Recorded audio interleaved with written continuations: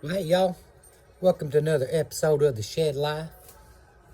So, y'all come on in, pull you up a chair, grab you a beer, stay 6 foot back now. We still in this mess, we're about to get over it. So, today, I done got through shoveling snow, because, oh yeah, we had a bunch. And I'm going to do some winter grilling. Now, what we going to grill today? Well, what's better than on a cold day than a hot steak? So we're going to go back over on how to cook steak again, because that's what I got a taste for.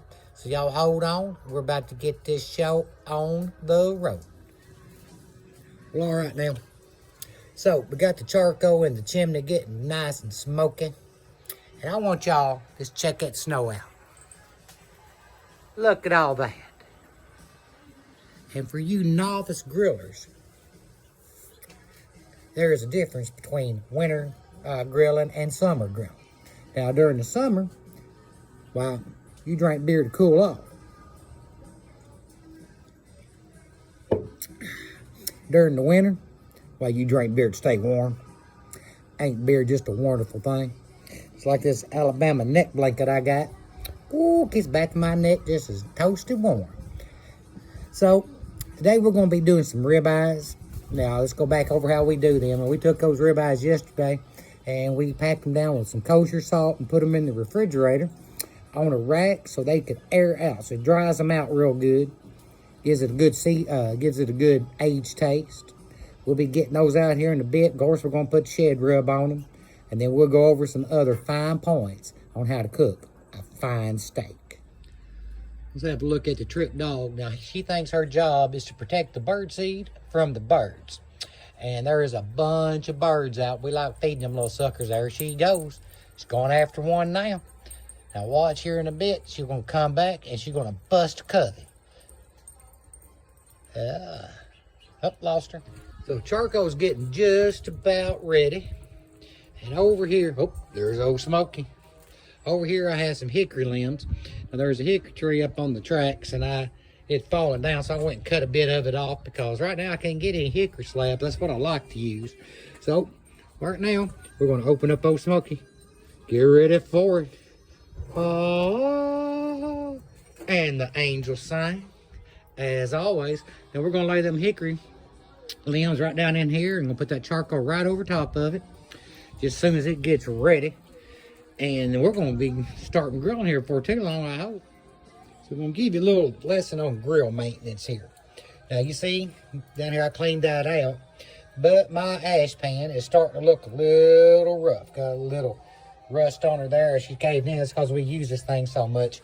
Now, I change this out probably every 2 years or so, along with the grates, because nothing's worse than if you want to start grilling and your grill ain't working. So we laid that charcoal on top of that hickory, and there's a little more charcoal on top because we want that up to about 500 degrees a little better. Look at that smoke roll. There's more smoke on there than in a Willie Nelson tour bus, I'm telling you. But remember, we don't want to cook when the smoke is a thick white, because that will harsh your meat. You want it to come out, thinned out a little bit, and get that good smoke flavor on that meat. Open the draft so that will get up a little bit hotter. And so, I guess that's about it right now. It's time to drink a beer.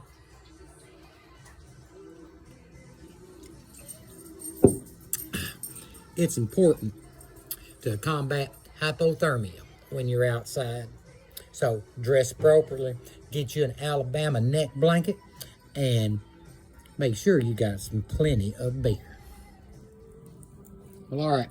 So sometimes you might run into this problem, especially in the winter time. Now, as you can see, over here I got a nice flame coming up, and it is burning up hot. Over here, nothing. Put my hand over it, and I can keep it forever. Over here, it's starting to get a little warmer. Now, the reason for that is I got the draft, and it's pulling through. But I need that heat just a little more uniform, so I'm going to lay the draft down. I'm going to let that keep the top open so it will start burning in there in the middle. And once, so that should distribute that heat just a little bit better. Grilling tip number 3. I want you to look there. It's taking no time for that fire to get over to the end over here also. So now we're going to get our heat just a little bit more distributed so we can have a good, even cooking temperature. Remember, 500 degrees or better, because steak, we want to sear and no more than 7 minutes on this grill. Now close that draft down. And as you can see, the temperature is rising. We are at 600 degrees. But look at that smoke. It is still a puffy white. And if the smoke's not right, don't get in a hurry and throw that meat on there or even get ready. Because all you're going to do is harsh the meat and it will not taste good. And that will be a crime against steak. Okay, so I come in to check on the queen of my shed, the love of my life. Now these are polenta chips. Look at them. Them are nice. And she got some Parmesan on this. I'm going to have a little bite here. Well, maybe a big bite here. Get that Parmesan there. Oh my God, that's good. So, baby, tell us, what is a polenta chip? You just take a roll of polenta you can get at the grocery store, already fixed, which we all know polenta's fancy grits. And you cut it into chips and you bake it in the oven with some oil, olive oil, or regular oil, either one. And bake it at 425, flip them after a little bit, and then at the very end put Parmesan on them and let that melt. See there? You cannot go wrong with grits. Look at all them things we're going to have here in just a bit. Just look over here at these steaks. Oh, don't they look good? Now, again, the difference between summer grilling and winter grilling is I can't take these steaks and set them outside to get them to room temperature, because room temperature outside is about 28 degrees. So they would freeze and we would not want that. So I'm going to keep them in here just until I get ready to throw them on that grill, which hopefully will not be too much longer. And, oh, look at them. Don't they look good coming right out? Lord have mercy. All right, I'm going to get out of her way because she hates when I do this. But you know what? Y'all really need to see the star of this show. Again, I'm just the one that flips the meat. All right, now, that smoke, she is thinning out. Our temperature is at 650 degrees. Let's raise that up and have a look and see inside. Now, you see it's still got some charcoal that's just not quite caught up to the rest of it. So I'm going to raise that lid up and we're going to let that burn off a little bit. But while we're doing that, we're going to clean off the grill. Get ready. There's a James Bond grilling set. We're going to get the scraper off for here. And we're going to get that brush down. The last time I had on this was pork. But I got this flame hot enough, it's going to burn everything off of this, not a problem. Yeah, those grates, see, I already got one burn off here. They're going to be changed this spring. Now, a couple other ways. Now, you can buy that fancy little grill stuff to grill cleaner and spray on there and clean it off, but it's not necessary. A good little scrape on it will do just fine. And you can also take an onion and cut in half and rub it over back and forth on the grill, and that will clean it off also. But for today, I am just going to scrape this off. Look at there, grilling tip number 4. Well, now our smoke has thinned out to almost a clear. That looks good. We're at 600 degrees on by the grill thermometer, but remember, we had to check it out by hand. How we do that? Put your hand out. 1 1000, 2 1000, 3 1000. Oh, that's 500 degrees right there. Let's go right over here. 1 1000, 2 1000, 3 1000. Almost to 4. But I got some pretty thick hands. 1 1000, 2 1000 in the middle. Lord have mercy, that's hot. So we're going to close her down just a minute. Now, had some flames come up there as I raised that lid because we're still got some wood here. So it hadn't caught up real good. So we're going to close this vent down on top. That's going to spike that temperature up real good. And I'm going to go grab the meat and get the shed rub on it. Watch it climb. Oh, I cannot wait. Well, got the draft closed down. Temperature's coming up. I'm getting ready to get the meat and put the shed rub on it. Just want to show you. These are the old tongs I had before I got the James Bond grilling set. Now, we don't throw nothing away here. We use everything. Now, I use that to move the coals around, to pick up different hot stuff. So, don't throw them away once you get a new set. Use them, repurpose everything. That's just like over here. People ask me, what do you do with that, all your grill ash? And I put it in my fire pit. Now, the reason for that, that's going to melt down here eventually. And in the spring, when I get ready to plant flowers, I get a little potash out of there, and that just makes your flowers grow great. It sure does. So now we're ready to do them steaks. Now, they have been packed with kosher salt, been sitting in the refrigerator for 24 hours on this rack, so air can get through them, and they can age a little bit. But remember, like we did with that tomahawk steak, these have got to be padded off, because if not, that moisture's still up on top of it, and you will end up steaming your meat. And we don't want steamed meat by any means. So be sure to get all of it on top, bottom, and sides. Just pat her off there, not a big deal. Look at there. Woo. Everything's been sitting so long. And if you leave a little bit of the salt on there, that's okay. But we want to get the moisture off, because that's why you put them things on the rack to age out. Oh, isn't that pretty? I'm telling you. Let's throw that over here. Let's get ready to get some rub on them. So I'm going to switch hands, because I use my right hand to pat them off. Now, the left hand's going to be the dry hand. We're just going to put the rub on them good. Look at there, look at there. And since my right hand is already been wet, we're just going to rub them in. Massage them in good.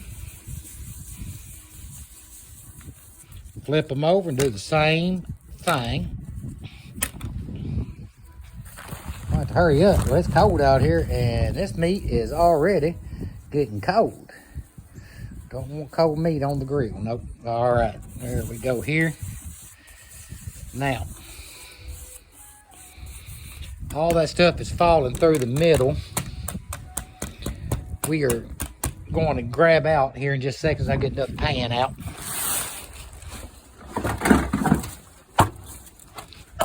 We're going to lay them right over in this one for a second. We're going to move that wire rack out, and we're going to use all that rub here to get the sides. Yeah, we'll get a little more salt on there too. Looks like that salt's falling down in there.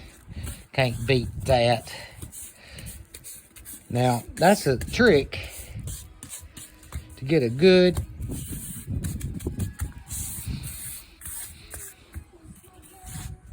coating on there, is to be sure to get the sides, because you want a crust on it.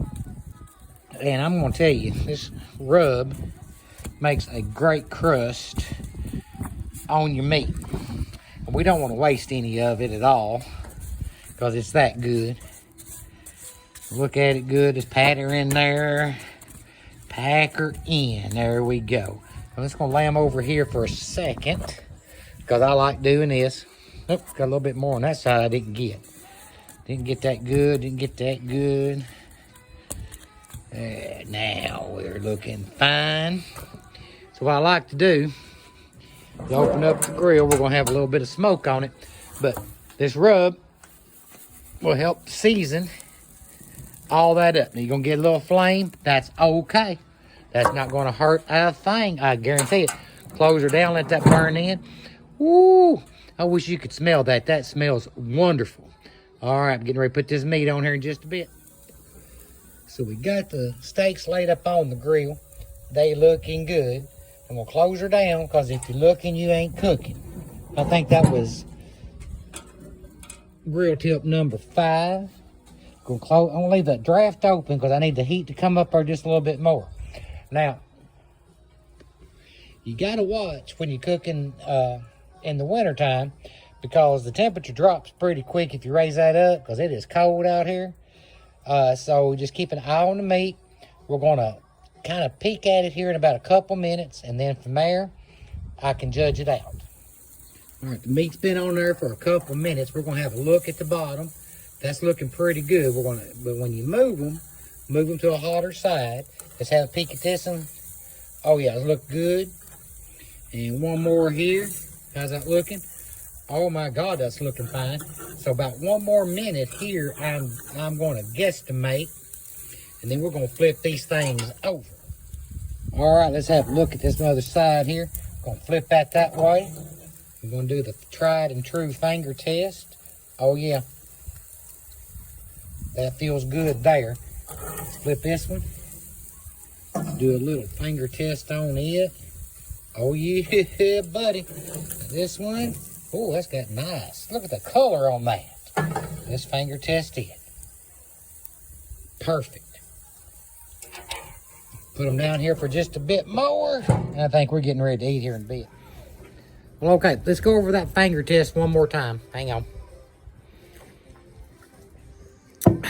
So you touch your index finger and your thumb together and you feel the palm of your hand right there. Just like that. That is medium rare. Now, I'm sorry, that is rare. Touch your next finger, that is medium rare. Touch your next finger, well, that's medium. And you touch that last finger, well, that's well done, and we don't do well done here because that is just an atrocity to meat. So I've turned them steaks, and I put them up on the top. Now, because I want a little more smoke on it. So I did not bring any water out here. So what am I to do? Well, beer does just as good. Gonna pour a little beer here. We're gonna get some nice smoke going up. We're gonna lower it down for about a minute without spilling any beer, because that's important. So, gotta remember, once you start taking meat off the grill, well, that's gonna be still cooking for the next 30 to 45 seconds. So we don't want it to get too done, but we want a little smoke on it. And, well, you know, what's better than smoky beer? Now, them steaks come off looking good. Check them bad boys out. So we're going to cover them up to conserve some heat. We're getting ready to go in and have a little bite here. I will let you know how this thing turns out. Well, look at this right here. Fried potatoes and onions. Polenta chips. Fancy grits. Now, she made a marinara also. We dipped those chips in.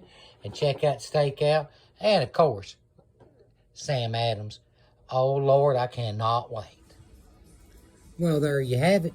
Winter grilling at its finest. I'm telling you.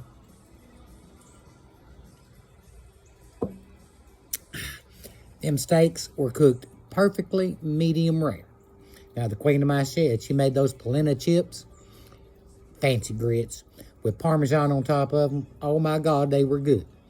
And just to top it off, she fried some potatoes and onions to go along with this. Lord have mercy. It don't go get no better than this. I'm telling you that now. So, till we meet again, you folks, well, be kind to each other. Wear your mask. Rock out your best life. Later, Gator. Oh, and remember, combat hypothermia.